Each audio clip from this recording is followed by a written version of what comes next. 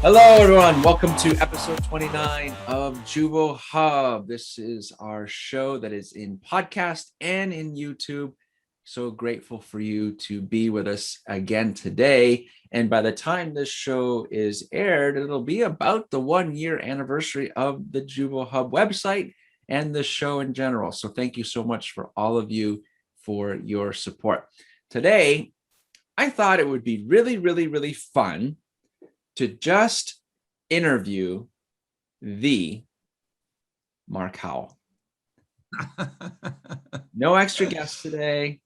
He's been a fantastic co-host on our show for many months and has helped take the show to another level. So Mark, welcome, my friend. Good to see you. Thanks, buddy. It's good to be here. Always have fun with you. So yeah, I'm looking forward to any kind of conversation you and I can have together. Yeah. So especially for our audience, I thought interviewing you would be especially pinnacle for those who are new to the industry and for those who have been in the industry for a while, who are looking to be in some sort of a training role. So let's just start with, like, how did you get into the industry, and specifically, like, how did you wind up in training type roles within the industry? Mm-hmm. You know, it's funny. I've been having these conversations with other people as I have what I call, I'm aging in our industry. I grew up here. I am finding that people are asking me that question a lot. How did you transition from, one to the next, or to, as you know, that's where I met you. I went on to the vendor side. So my journey has been an interesting one, and one that I have loved for 20 something years now. But when I thought about this industry, and I know I'm going to date myself when I say this, so I apologize for you young people listening. There was a thing called a newspaper that we used to have to read where we go to the help wanted ads, right? But I found this industry because I was living in my first apartment when I was younger, and I remembered thinking the guy that showed us around and leased to us was so cool. And I had never really experienced someone with such a fun personality that could be themselves in a professional setting and do what they were doing. And I thought, gosh, I could do that. I'm a fun guy, right? And so I thought, let me look into that. Well, at the time, way back then, you had to have all the ads said 2 years experience required. And I remembered beating my head up against the wall thinking, well, how do you get the experience if no one will hire you, right?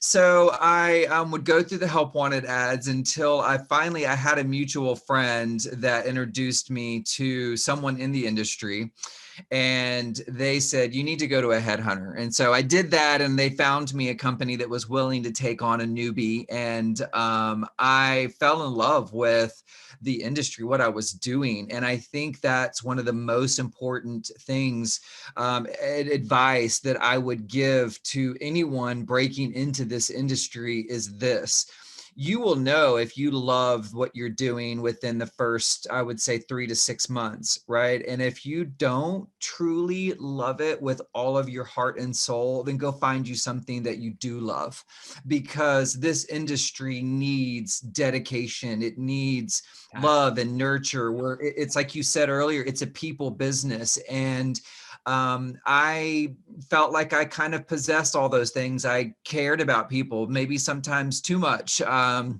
I broke all the fair housing rules growing up in the industry, because I cared too much about people. I listened to every sob story, and I learned the hard way, but I learned, and when I spent so much time out on site, I worked for the Worthing companies. And at that time, the Worthing companies, they were developing some of the most exclusive types of properties and product, and the experience, like, they were definitely ahead of their time. And so we didn't have the option to be lazy or have mediocre work, right? The expectation was to do great things for our residents. And it was just a belief that I quickly saw and absorbed and said, you know what, I want to do great things in this industry. And I knew that to move up, I needed to pay attention. I needed to show up. I needed to learn everything I could.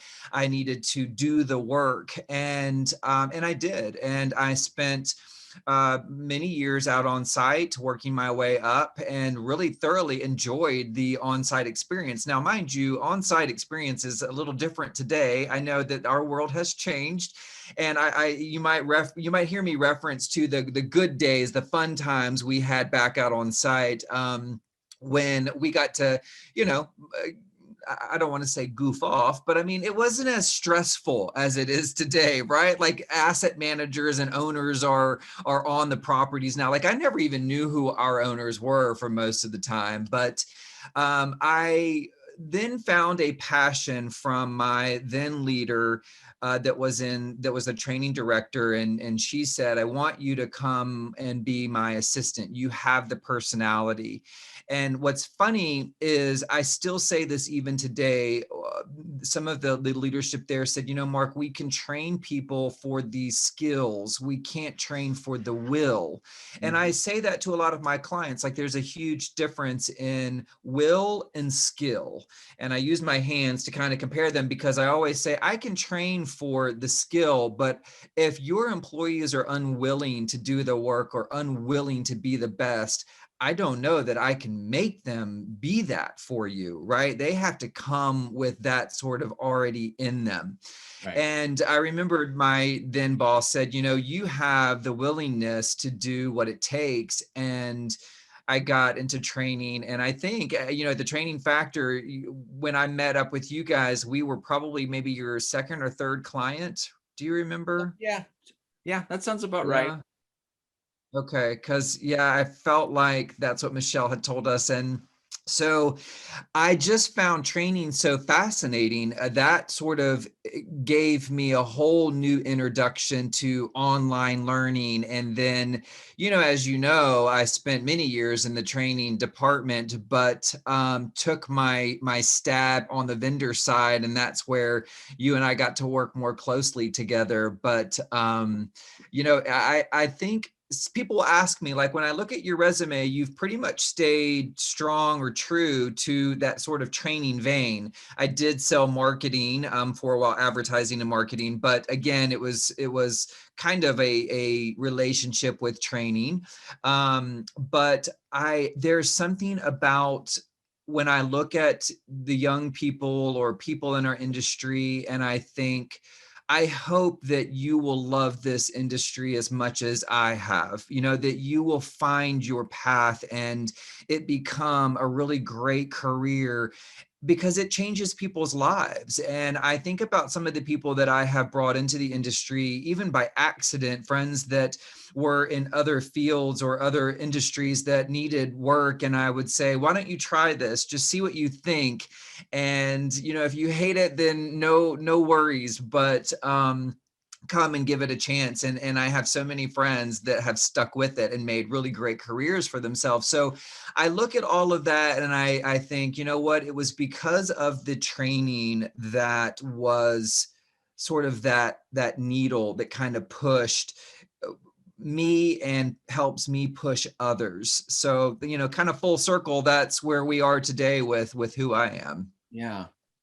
No, and it's awesome. I think watching that journey, being part of it, which has been an awesome privilege, getting to work with you, co-training with you, being on sessions together. Now we're doing this show together.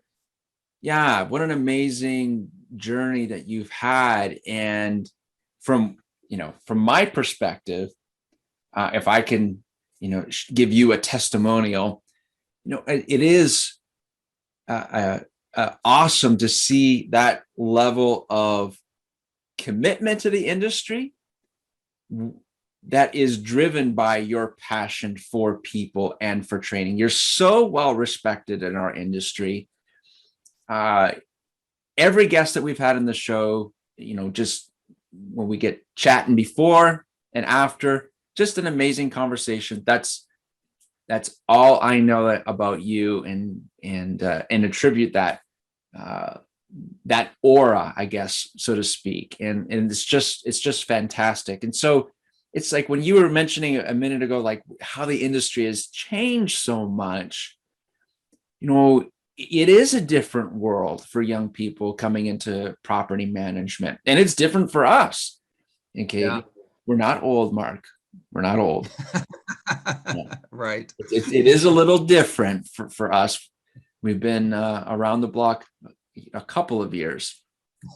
But you, do you think that even with all the changes that we're in a new chapter of the industry when you think of things like advocacy that the apartment associations are so deeply involved in, the amount of leadership programs that are available for those who just come out of college, and you think of IREM's 30 for 30, Mhm. and then you think of all the uh, opportunities the industry is displaying to really embrace social issues.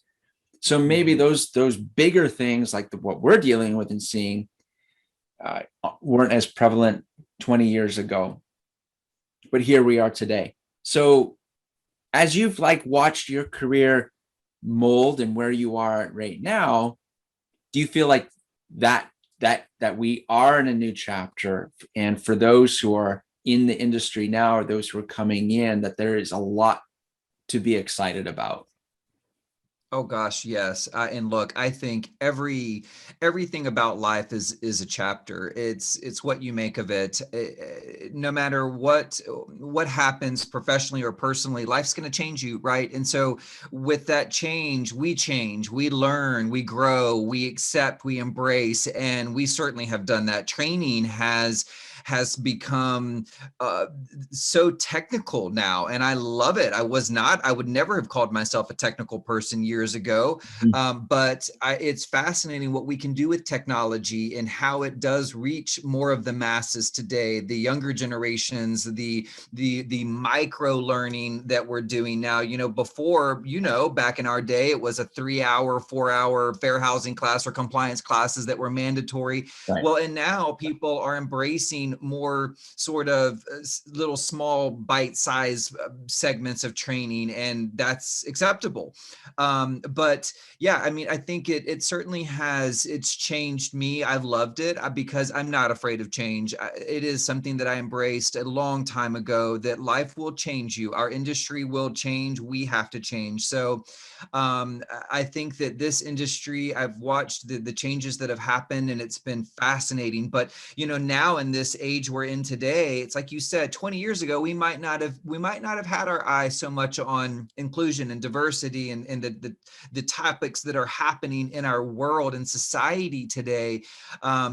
So I am fascinated. I'm fascinated to see what the younger generations will come up with. It fascinates me too that they are so willing to be nimble and pivot and creative. And I will be curious to see where our industry is even in 10 years from now, because these young people are making huge waves and they're changing things. And I'm not just saying young people, all of us, right? We've Yeah. all changed. We've all had to come up with new solutions and new ideas. And to kind of wrap it back into the training, I think it's all about your training. If you really think about embracing all of this change, and how are you learning to use technology, how are you accepting and embracing how people learn, and I say this a lot when I'm teaching individuals. I ask, how do you learn? Are you a hands-on? Do you need a recorded session where you can go back and watch it a couple times? Do you want me to, is it more audio, visual? Because we all learn very differently. And if we're not embracing many multiple ways of creating new training moving in the future, we're going to miss out on people retaining that information, because you might learn very differently than I learn, and then the next person's going to learn completely different. So what you retain might be more or less than I'm willing to retain. So training is one of those things that constantly is going to change, and I'm fascinated to see where we are in another 10 years from now. Yeah, yeah, absolutely. You were saying a couple things that made me think of the forever title, train the trainer. Like we're Yeah. always, and when I first heard that title years ago, it took me a minute to be like, okay, what does that really mean? And and I think that means a lot. I mean, of course, there's coursework that is on train the trainer and how to be a trainer, but I think on an individual level, and it speaks to your story quite a bit. It's like you and I, we don't. Do we have mentors? Absolutely. Do we have people we get on the phone with and have a conversation with that inspire us and help us with our careers? Absolutely. But we're we're not underneath a company like leadership or advancement program. And a lot of companies don't have those. So as you've watched your career grow and change and pivot, has there been any like go-to resources? As an example, you talked about technology. A lot of things have changed. So what would you say about that, Mark? How have you personally been your own the trainer? Like you've been training yourself to keep up with things that are changing. Any thoughts on that? Yeah, sure. That's a great question.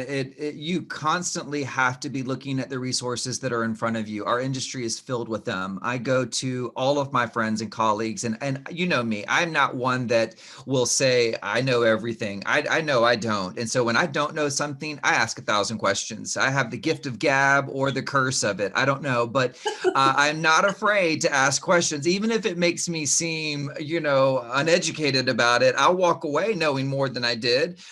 So if I want to know something about marketing, I go to the marketing experts in our industry. And I typically, like my young friends, they know I use them. I keep them around because they're young and they're smarter than me and they know things I don't know. And so I will go and I kind of position myself in conversations very deliberately.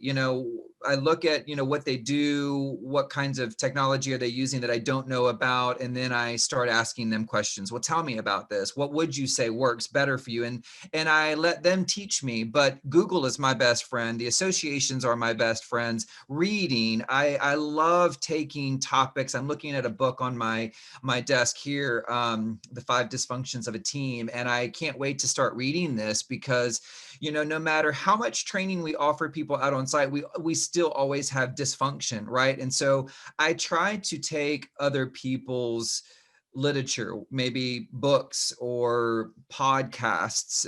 I pick up advice and I try to put it into some type of practice. For me, my advice would always be never get to a point where you think you know everything and you stop learning. If there's a title of a book that you think could be beneficial for you or even for your teams, then pick it up, read it, try to educate yourself. But when I'm creating classes, I like to do a lot of research as far as sending out a questionnaire, asking people, tell me, how does this make you feel? And what's that called when you surveys, I survey them because honest, raw feedback also really gives me great insight that I may have overlooked. So in my position, being the, sort of one-man show of Howell Creative Concepts, when I know I'm going into working with a client, I have to say, I really want to survey your employees. I want to survey either top leadership or people out on site to determine what your specific training needs are, because again, everyone's are different. So I educate myself based on what people are struggling with or really loving at the time. Yeah, that's fantastic. Great advice too.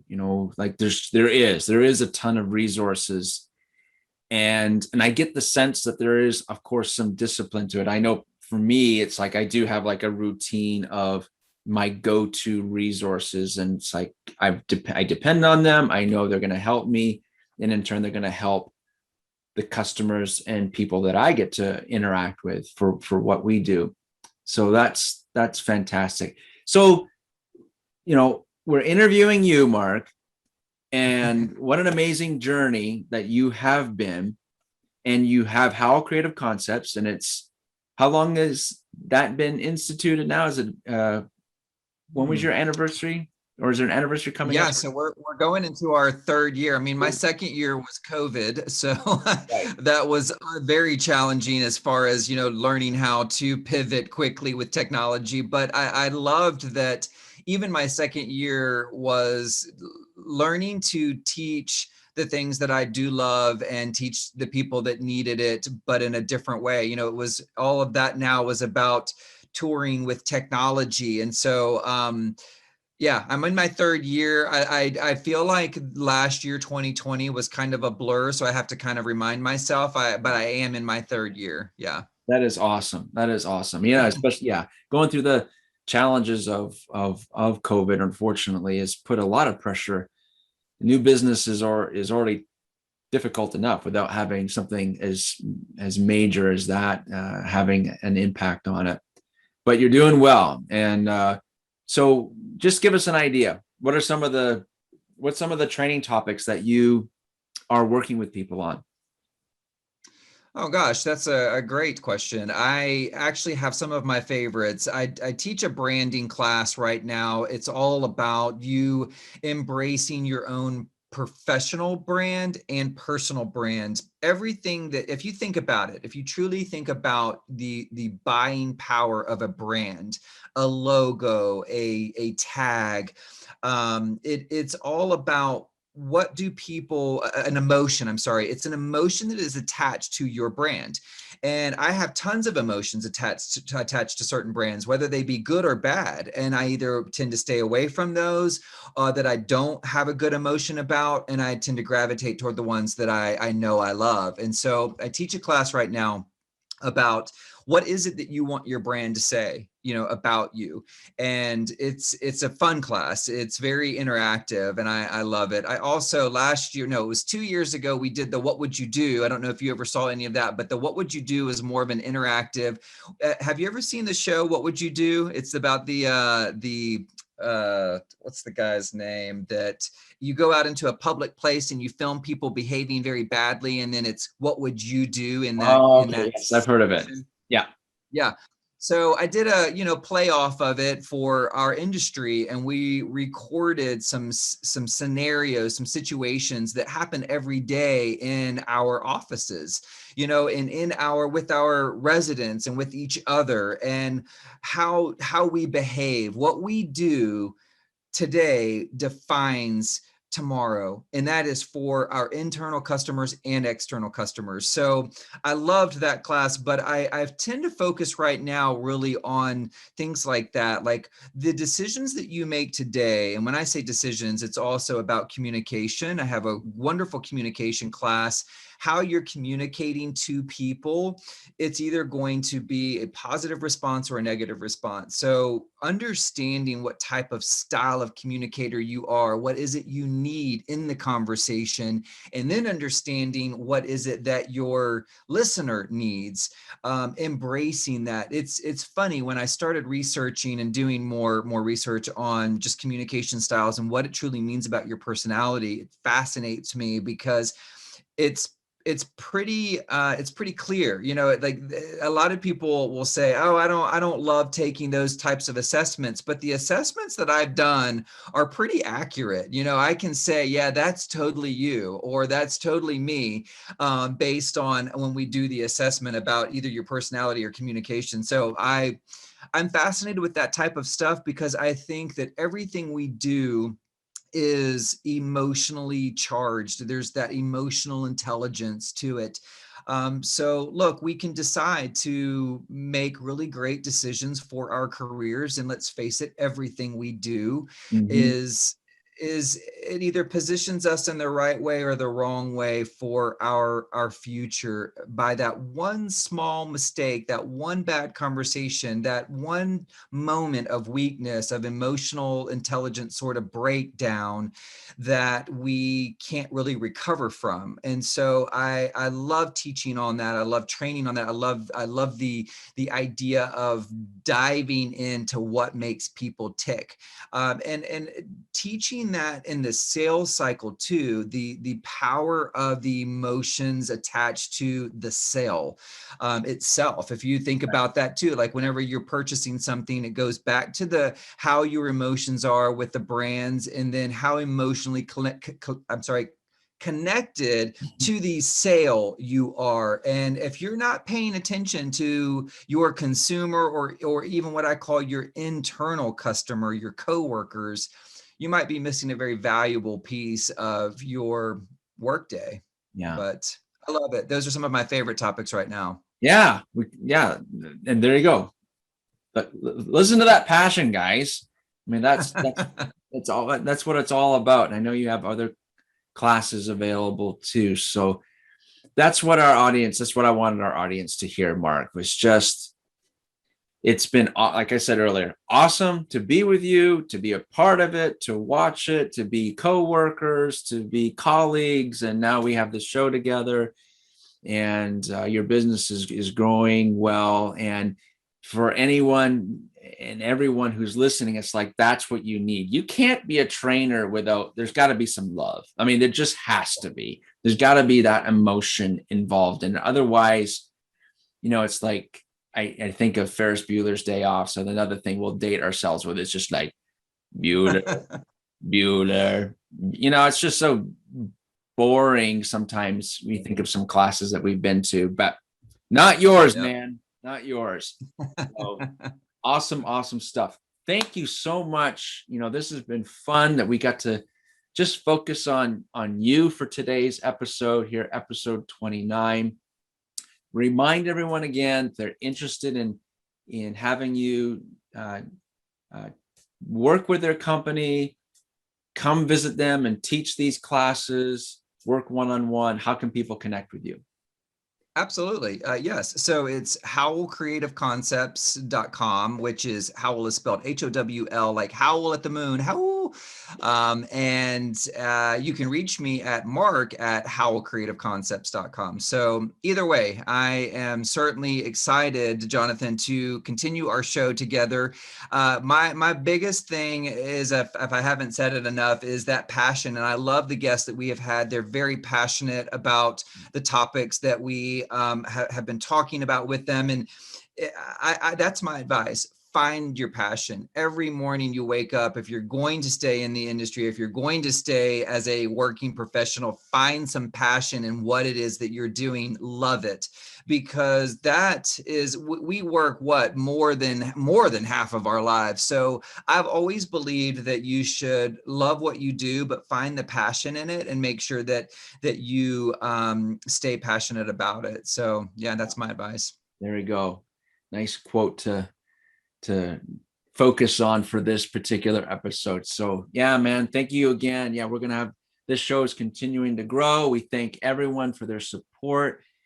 Please share it with your network. This is education to help all property management professionals. And so we're very grateful for your help and support of this show. So this has been episode 29. My name is Jonathan Sarr, and this was a special episode interviewing my friend Mark Howell from Howell Creative Concepts. We'll see you all again soon. Take care. Bye-bye.